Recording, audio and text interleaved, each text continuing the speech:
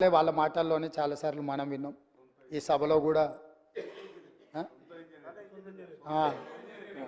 వారే డాక్టరు, వారే లాయరు, వారే ఇంజనీరు, వారే స్ట్రక్చరల్ ఇంజనీరు, వారే 80,000 పుస్తకాలు చదివి వాళ్ళ మేధస్సుతోని నిర్మించారు. మేడిగడ్డ కడితే మేడిపండు అయింది. ఇక అన్నారం సంగతి నేను చెప్పాల్సిన పర్లేదు. సుందీళ్ళు ఎప్పుడేమవుతుందో తెలియదు, పంపు సెట్లు ఏమైనాయో తెలియదు. ఇవాళ వీటి మీద చర్చ వచ్చినప్పుడల్లా, కాళేశ్వరం అవినీతి గురించి చర్చ వచ్చినప్పుడల్లా కృష్ణానది జలాలను ప్రాజెక్టులు అప్పచెప్పినరు అని మాట్లాడుతున్నారు అధ్యక్ష.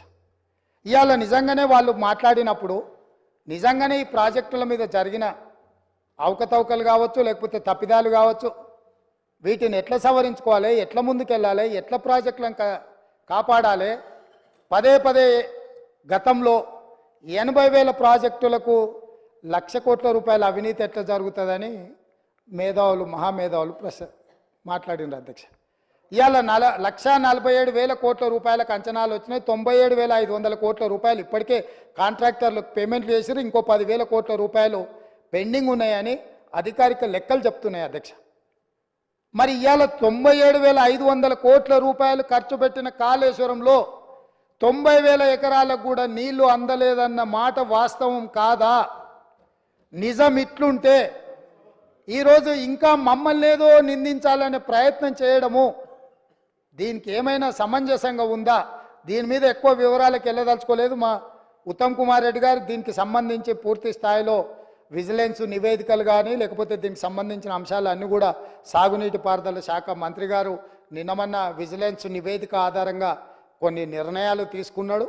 ఆ నిర్ణయాలు అన్నిటిని కూడా నాకు తెలిసినంత వరకు తమరు అనుమతిస్తే ఈ సభలో వాటిని వారు ప్రస్తావిస్తారని నేను భావిస్తున్నా. అదేవిధంగా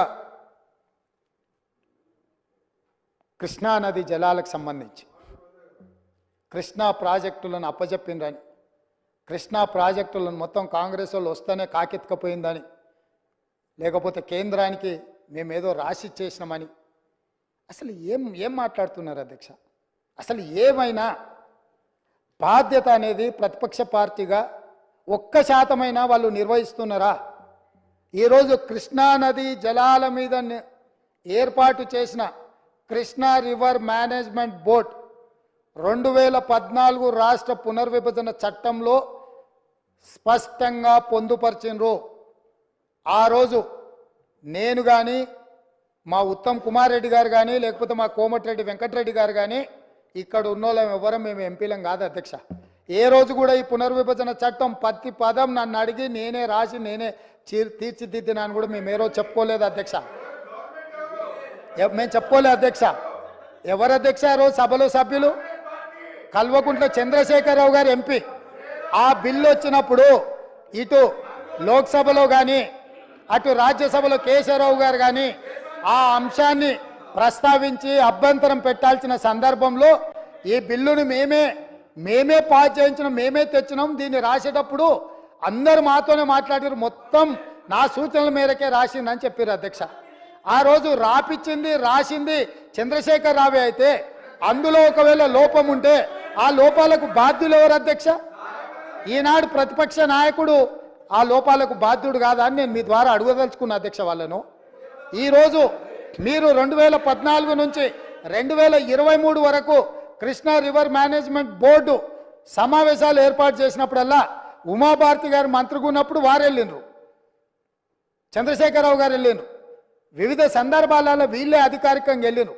ఇంతవరకు నేను మా ఉత్తమ్ కుమార్ రెడ్డి గారు ఏ సమావేశాలకు పిలవలేదు, మేము వెళ్ళలేదు అధ్యక్ష. మేము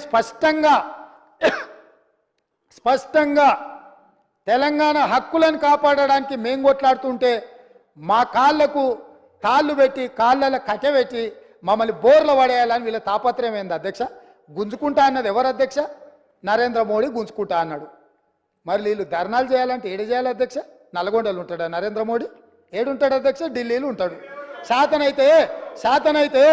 శాతనైతే కల్వకుంట్ల చంద్రశేఖరరావు గారు, తన్నీర్ హరీష్ రావు గారు, కల్వకుంట్ల తారక రామారావు గారు ముగ్గురు పోయి జంతర్ మంతర్లో ఆమరణ నిరాదీక్ష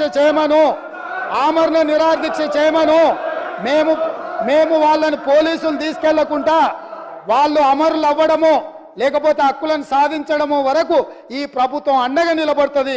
వాళ్ళ ముగ్గురిని ఢిల్లీలో నరేంద్ర మోడీ తప్పిదాల మీద దౌర్జన్యం మీద ధర్నా చేయమనుండ్రు కానీ నరేంద్ర మోడీతో కొట్లాడుతున్న మా కాళ్ళ కట్టబెట్టి బోర్లు పడేస్తే ఎవరు అధ్యక్ష?